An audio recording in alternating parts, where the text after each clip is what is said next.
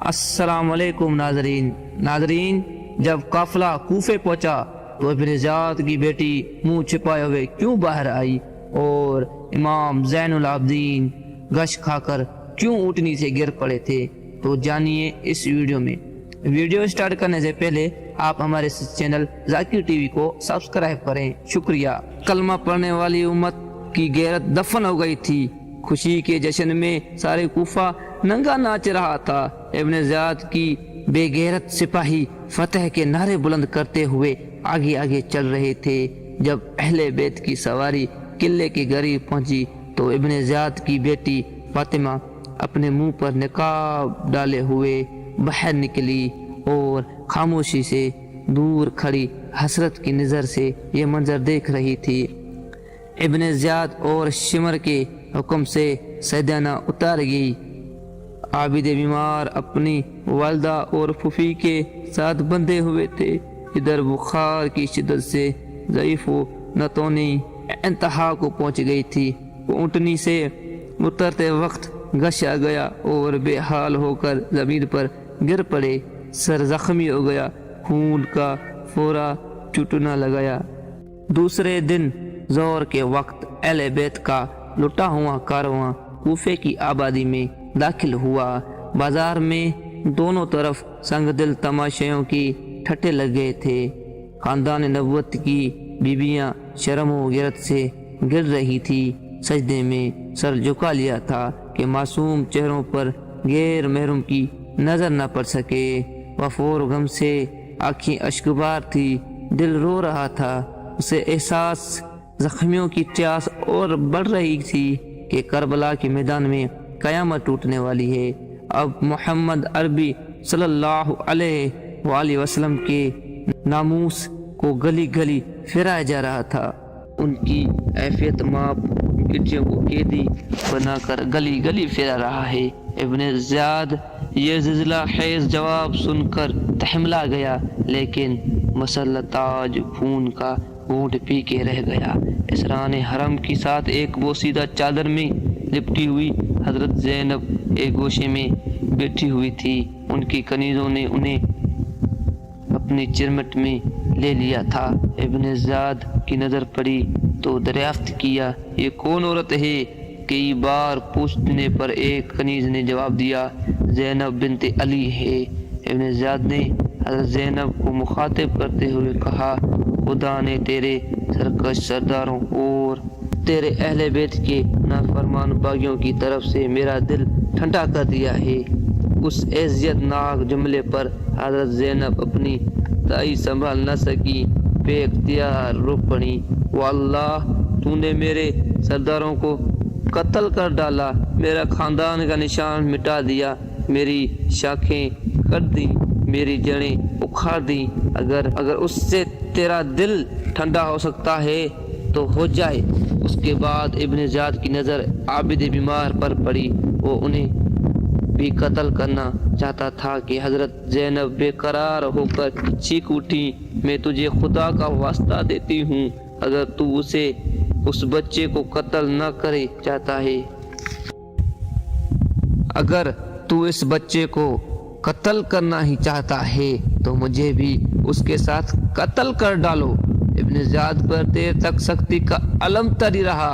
اس نے لوگوں سے مخاطب ہو کر کہا خون کے رشتے بھی کیسی عجیب چیز ہیں، واللہ مجھے یقین ہے کہ یہ سچے دل سے لڑکے کے ساتھ قتل ہونا چاہتی ہیں۔ اچھا اسے چھوڑ دو، یہ بھی اپنے خاندان کی عورتوں کے ساتھ جائے۔ ابن جرار و کامل اس واقعے کے بعد ابن زیاد نے جامعہ مسجد میں شہریوں کو جمع کیا اور خطبہ دیتے ہوئے کہا اس خدا کی حمد و ثنا جس نے امیر المومنین یزید بن معاویہ کو غالب کیا اور غضب ابن غضب حسین بن علی کو ہلاک کر ڈالا، استغفر اللہ۔ اس اجتماع میں مشہور محب اہل بیت حضرت ابن عوف بھی موجود تھے۔ ان سے خطبے کے یہ لفظ سن کر رہا نہ گیا۔ فائت غضب میں کانپتے ہوئے کھڑے ہو گئے اور ابن زیاد کو للکارتے ہوئے کہا خدا کی قسم تو ہی गजब इब्न गजब है। हुसैन सच्चा, उसका बाप सच्चा, उसका नाना सच्चा। इब्न ज़ियाद उस जवाब से तहमला उठाए और जलाद को हुक्म दिया कि शाहराह आम पर ले जाकर उसे बुद्धू को सरकलम कर दो। इब्न ऐफ शौक शहादत में मचलते हुए उठे और मक्तल में पहुंचकर चमकती हुई तलवार का मुस्कुराते हुए, खैर मकदम में क्या खून बहा, लाश तड़प और ठंडे हो गई। कौसर के साहिल पर जान निसारों की तादाद में एक अदद का और इजाफा हुआ। दूसरे दिन इब्न ज़ियाद ने अहले बेत का ताराज कारवां इब्न साद की सरगर्दी में दमश्क की तरफ रवाना किया। इमाम का सर मुबारक नेज़े पर आगे आगे चल रहा था, पीछे अहले बेत के ऊँट थे। ऐसे महसूस होता कि इमाम अली मकाम अब भी अपने हरम के काफिले की निगरानी फरमा रहे हैं। जिस आबादी से ये काफिला गुजरता था, एक कोहराम बर्पा हो जाता था। दमिश्क के शहर नजर आते ही यजीदी फौज के सरदार खुशी से नाचने लगे। फतह की खुशखबरी सुनाने के लिए हर कातिल अपनी जगह बेकरार था। सबसे पहले ज़र बिन केस ने यजीद को फतह की खबर सुनाई।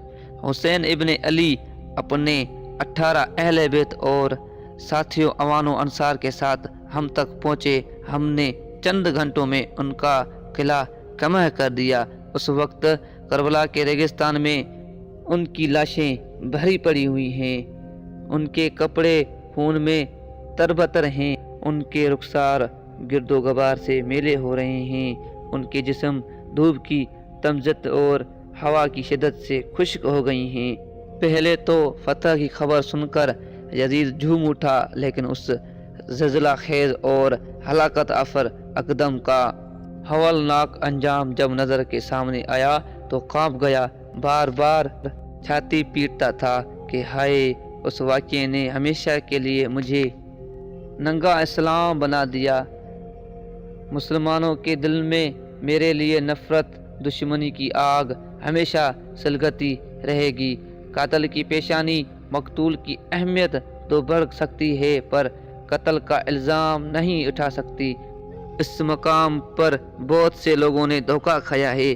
उन्हें नफसियाती तौर पर सूरत हाल का मुताला करना चाहिए। उसके बाद यजीद ने शाम के सरदारों को अपनी मजलिस में बुलाया, अहले बैत को भी जमा किया और इमाम ज़ैनुल आबिदीन से खिताब करते हुए कहा, ए अली, तुम्हारे बाप ने मेरा रास्ता काटा, मेरी हुकूमत छीननी चाहिए। उस पर खुदा ने जो किया वो तुम देख रहे हो। उसका जवाब में इमाम ज़ैनुल आबिदीन ने कुरान की आयत पढ़ी, जिसका मफ़हूम ये है कि तुम्हारा कोई भी मुसीबत ऐसी नहीं है जो पहले से लिखी हो। देर तक खामोश रहा, फिर यजीद ने शाही सरदारों की तरफ मुतवज्जह होकर कहा, अहले बैत के उन असीरों के बारे में तुम्हारी क्या मशवरा है? बाइसों ने निहायत ही सख्त कलामी के साथ बदसलूकी का मशवरा दिया, मगर नौबान इब्ने बशीर ने कहा कि उनके साथ वही सलूक करना चाहिए जो रसूलुल्लाह सल्लल्लाहु अलैहि वसल्लम उन्हें इस हाल में देकर गए हैं। यजीद ने हुक्म दिया कि असीरों की रस्सियां खोल दी जाएं और सैयदानियों को शाही महल में पहुंचा दिया जाए। ये सुनकर हजरत ज़ैनब रो पड़ी और उन्हें गलोगेर आवाज में कहा, तू अपनी हुकूमत में रसूल ज़ादियों को गली गली फेरा चुका, अब हमारी बेबसी का तमाशा अपनी औरतों को न दिखा। हम खाक नशीनों को कोई टूटी फूटी जगह दे दो जहां सर छुपा लें। बिल आखिर यजीद ने उनके क़याम के लिए अलहदा मकान का इंतज़ाम किया। इमाम का सर मुबारक यजीद के सामने रखा हुआ था और बदबख्त अपने हाथ की छड़ी के साथ पेशानी मुबारक की गुस्ताखी कर रहा था। सहाबाए रसूल हजरत असलमी ने डांटते हुए कहा, जालिम, ये बोसाएगा रसूल है, इसका एहतराम कर। यजीद ये सुनकर तहमला गया। सहाबाए रसूल के खिलाफ कुछ करने की हिम्मत न हो सकी। हजरत ज़ैनब की ख्वाहिश पर सर मुबारक उनके हवाले कर दिया गया। वो सामने रख कर रोती रहती थी। कभी हजरत शहर बानो और उमैर रबाब सीने से लगाए बीते हुए दिनों की याद में खो जाती थी। एक रात का जिक्र ہے نظف شف گزر چکی تھی، سارے دمشق پر نیند کا سناٹا چھایا ہوا تھا۔ اہل بیت کے مصائب پر ستاروں کی آنکھیں بھی بھر آتی تھی۔ اچانک سادات کا قیام گاہ سے کسی عورت کا نالا بلند ہوا، محل کی دیواریں مل گئیں، دل کی آگ سے فضا میں چنگاریاں اڑنے لگی۔ یزید دہشت گردی سے کانپنے لگا، جا کر دیکھا تو حضرت زینب بھائی کا سر گود میں لیے ہوئے ببلا رہی ہیں۔ آنکھیں بند کر کے منظر کا جائزہ لیجئے۔ ساری داستان میں یہی وہ مقام ہے جہاں انسان کا کلیجہ شک ہو جاتا ہے، بلکہ پتھروں کا جگر بھی پانی ہو کر بہنے لگتا ہے۔ 3 دن کا ایک بھوکا پیاسا مسافر تن تنہا 22,000 تلواروں کے نرگ میں ہے۔ دشمنوں کی خون ریز یلغار چاروں طرف سے بڑھتی چلی آ رہی ہیں۔ دروازے پر اہل بیت کی مسترد انشکبار آنکھیں منظر دیکھ رہی ہیں۔ لمحہ لمحہ منٹ پر درد و غم کا اٹھاہ ساگر میں دل ڈوب جاتا ہے۔ کبھی منہ سے چیخیں نکلتی ہیں، کبھی آنکھیں جھپ ہو جاتی ہیں۔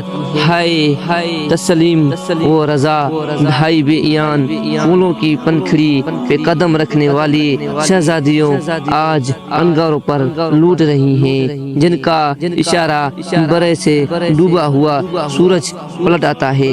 آج ان کے ارمانوں کا سفینہ نظر کے سامنے ڈوب رہا ہے اور زبان نہیں کھلتی۔ دیکھنے والے آنکھیں اپنے امیر و کشور کو، اپنے مرکز امید و واہ اپنے پیارے حسین کو حسرت بھری اسے دیکھ رہی تھی کہ ایک نشانے پر 1000 تیر چلے اور تلواریں بے نیام ہوئی فضا میں، نیزوں کی انہی چمک، اور دیکھتے ہی دیکھتے حضرت فاطمہ رضی اللہ عنہ کا چاند گہن میں آ گیا، زخموں سے چور، خون میں شربور، سیدہ کا راج دلارا جیسے ہی فرش پر گرا، کائنات کا سینہ دل گیا، کعبے کی دیواریں مل گئیں، چشم و پلک نے خون برسایا، خورشید نے شرم سے منہ ڈھانپ لیا اور گہتے کے سارے فضا ماتم و منداحوں سے بھر گئے۔ ذرا اپنے دل پر ہاتھ رکھ کر سوچئے کہ ہمارے یہاں ایک میت ہو جاتی ہے تو گھر والوں کا کیا حال ہوتا ہے۔ غم گساروں کی بیڑیاں اور 4 گروہوں کی تلقین، صبر کے باوجود آنسو نہیں تھامتے، اطراف کی آگ نہیں بجھتی اور نالہ فریاد کا شور کم نہیں ہوتا۔ پھر کربلا کے میدان میں حرم کی ان سوگوار عورتوں پر کیا گزری ہوگی جن کے سامنے بیٹوں، شوہروں اور عزیزوں کی لاشوں کا انبار لگا ہوا تھا، جو غم گساروں کی اور شریک حال ہمدردوں کی چرمٹ میں نہیں، خون خوار دشمنوں اور صفق کے درندوں کے نرگ میں تھی۔ امام علی مقام کا سر قلم کرنے کے بعد کوفیوں نے بدن کے پہران اتار لیے، جسم اطہر پر نیزے کے 32 زخم اور تلوار کے 34 گھاؤ تھے۔ ابن سعد کے حکم پر یزیدی فوج کے 10 نبکاروں نے سیدہ کے لگتے جگر کی نمائش کو گھوڑوں کی ٹانپوں سے رون ڈالا۔ حضرت زینب اور شہربانو خیمے سے یہ لرز خیز منظر دیکھ کر ببل کے اٹھی اور چیخیں مار کر زمین پر گر پڑی۔ اس کے بعد شمر اور ابن سعد دھنانے ہوئے خیمے کی طرف بڑھے۔ بدبخت شمر نے اندر گھس کر پردہ گیان حرم کی چادریں چھین لی، سامان لوٹ لیا۔ حضرت زینب بنت علی نے غیرت اطراف کی آگ میں سلگتی ہوئی کہا، شمر میری آنکھیں پھوٹ جائیں، کیا تو رسول اللہ کی بیٹیوں کو بے پردہ کرنا چاہتا ہے؟ ہمارے چہروں کے محافظ اب شہید ہو گئے ہیں، اب دنیا میں ہمارا کوئی نہیں ہے۔ یہ مانا کہ ہماری بے بسی نے تجھے دلیر بنا دیا ہے، لیکن کیا کلمہ پڑھنے کا احسان بھی تو بھول گیا؟ سنگ دل ظالم، ناموس سے محمد کی بے حرمتی کر کے قہر خداوندی کو حرکت میں نہ لا۔ تجھے اتنا لحاظ بھی نہیں ہے کہ ہم اس رسول کی نواسیاں ہیں جس نے حاتم طائی کی قیدیاں لڑکیوں کو اپنی چادر اڑائی ہوئی تھی۔ حضرت زینب کی گرجتی ہوئی آواز سن کر عابد بیمار لڑکھڑاتے ہوئے اپنے بستر سے اٹھے، کھڑے ہوئے اور شمر پر تلوار اٹھانا چاہتا ہاتھ سے زمین پر گر پڑے۔ شمر نے یہ معلوم کرنے کے بعد کہا یہ امام حسین علیہ السلام کی آخری نشانی ہے۔ اپنے سپاہیوں کو حکم دیا کہ اسے بھی قتل کر ڈالو تاکہ امام حسین علیہ السلام کا نام و نشان دنیا سے بالکل مٹ جائے، لیکن ابن سعد نے اس رائے سے اتفاق نہ کیا اور یہ معاملہ یزید کے حکم پر مختصر رکھا۔ شام ہو چکی تھی، یزیدی فوج کے سردار جشن و فتح میں مشغول ہو گئے۔ ایک پہر رات گئی تھی کہ ادھر خیمے والوں کی یہ شام غریبہ قیامت سے کم نہیں تھی۔ حرم کے پاسبانوں کے گھر میں چراغ بھی نہیں جل سکا تھا، ساری فضا سوگ میں ڈوب گئی تھی۔ مقتل میں امام کا کچلا ہوا لاشا بے گور و کفن زمین پر تھا۔ خیمے کے قریب گلشن زہرا کا پامال پھولوں پر دردناک حسرت برس رہی تھی۔ رات کے بھیکنار اور وحشت خیز میں اہل خیمے چونک چونک پڑتے تھے۔ زندگی کی یہ پہلی رات سوگوار اور اداس رات حضرت زینب اور حضرت شہربانوں سے کٹی نہیں جا رہی تھی۔ رات بھر خیمے سے سسکیوں کی آوازیں آ رہی تھیں۔ آہوں کاداہوں ارتار اور رہوں کے قافلے اترتے رہے۔ آج پہلی رات تھی کہ خدا کا گھر بسنے کے لیے اہل حرم نے سب کچھ لٹا دیا۔ پردیس چت میدان مقتل کی زمین و خاک خونوں میں لپٹے ہوئے چہرے میت کے گھر بالے کے قریب ہی بیمار کے گرنے کی آوازیں، بھوک و پیاس کی نتونی، خون خوار درندوں کا نرگ، مستقبل کا اندیشہ، ہجر و فرق کی آگ، آہ کلیجہ شک کر دینے والی سارے احباب مقتل کی پہلی رات میں جمع ہو گئے تھے۔ بڑی مشکل سے صبح ہوئی، اجالا پھیلا اور دن چڑھنے پر اپنے ساتھ اپنے چند سپاہیوں کے ساتھ اٹھنی لے کر آئے۔ اس کی ننگی پیٹھ پر حضرت زینب، حضرت شہربانو اور حضرت زین العابدین سوار کرائے گئے۔ پھول کی طرح نازک و نرم ہاتھوں کو رسیوں سے جکڑ دیا گیا۔ عابد بیمار اپنی والدہ اور پھوپھی کے ساتھ اس طرح بندھے گئے کہ جمشی بھی نہیں کر سکتے تھے۔ دوسری اونٹوں پر باقی خواتین اور بچے اس طرح رسیوں میں بندھے ہوئے سوار کرائے گئے۔ اہل بیت کا یہ لٹا پھٹا قافلہ جس وقت کربلا کے میدان سے رخصت ہوا، اس وقت کا قیامت و خیز منظر ضبط تحریر سے باہر ہے۔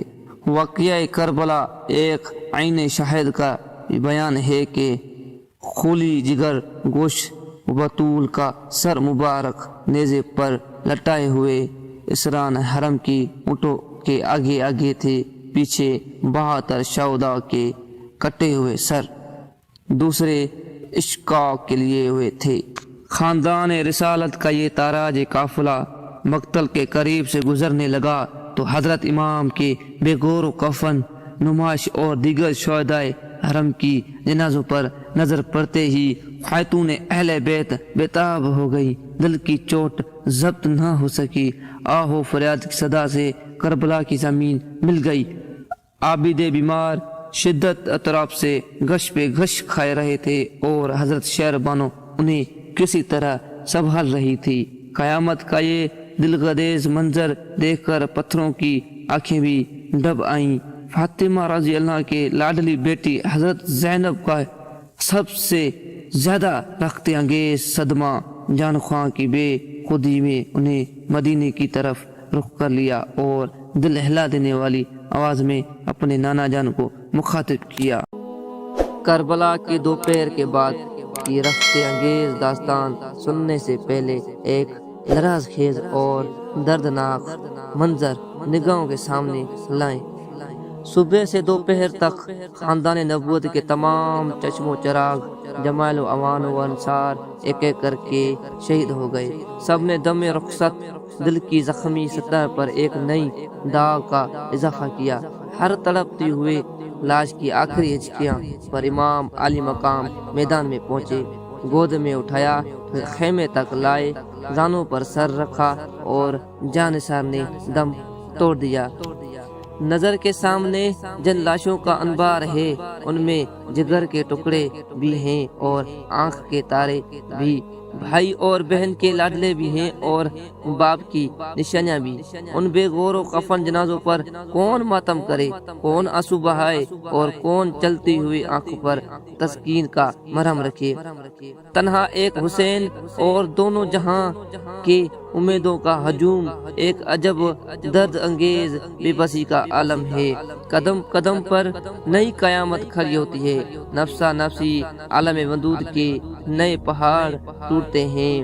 دوسری طرف حرم نبوت کی خاتونیں ہیں، رسول اللہ کی بیٹیاں ہیں، سوگوار مائیں اور اشفاط حالی بہنیں ہیں۔ ان میں وہ بھی ہیں جن کی گود خالی ہو چکی ہے، جن کی سینے سے اولاد کی جدائی کا زخم رہا ہے، جن کی گود سے شیر خواہ بچے بھی چھین لیے گئے ہیں، اور جن بھائیوں، بھتیجوں اور بھانجوں کی بے گور و کفن لاشیں سامنے پڑی ہوئی ہیں۔ روتے روتے آنکھوں کا چشمہ سو گیا ہے، تن نیم جان میں تڑپنے کی سخت نہیں باقی رہ گیا ہے۔ عورت ذات کے دل کا افغانہ یوں نہیں نازک ہوتا، ذرا اسے ٹھیس جو برداشت نہیں کرے سکتا، اس پر آج پہاڑ ٹوٹ پڑا ہے۔ سب کے سب جام شہادت نوچ کر چکے، اب تنہا ایک ابن حیدر کی ذات باقی رہ گئی ہے جو لٹے ہوئے قافلے کی آخری امیدگاہ ہیں۔ اب وہ بھی رخت سفر باندھ رہے ہیں۔ خیمے میں ایک کوہرام برپا ہے، کبھی بہن کو تسکین دیتے ہیں، کبھی شہربانوں کو تلقین فرما رہے ہیں، کبھی لختے جگر عابد بیمار سے گلے لگتے ہیں، اور کبھی کمسن بہنوں اور لاڈلیاں شہزادیوں کو یاس بھری نگاہوں سے دیکھ رہے ہیں۔ امیدوں بیگم کی کشمکش فرائض کا تصدم ہے، خون کا رشتہ دامن کھینچتا ہے، ایمان مقتل کی طرف لے جانا چاہتا ہے۔ کبھی یہ خیال آتا ہے کہ ہمارے بعد اہل خیمے کا کیا حال ہوگا، پردیس میں حرم کے یتیموں اور بیواہوں کی ساتھ دشمن کیا سلوک کریں گے۔ دوسری طرف شوق شہادت دامن گہرے ملت کی تعمیر اور حمایت کا حق فرائض نیزوں پر چڑھ کر آواز دے رہا ہے۔ بالآخر اہل بیت کے ناخدا، کعبہ کے پاسبان، نانا جان کی شریعت کے محافظ حضرت امام بھی اب سر پر کفن باندھ کر رن میں جانے کے لیے تیار ہو گئے۔ اہل حرم کو تڑپتا بلکتا اور سسکتا چھوڑ کر حضرت امام خیمے سے باہر نکلے اور لشکر عدد کے سامنے کھڑے ہو گئے۔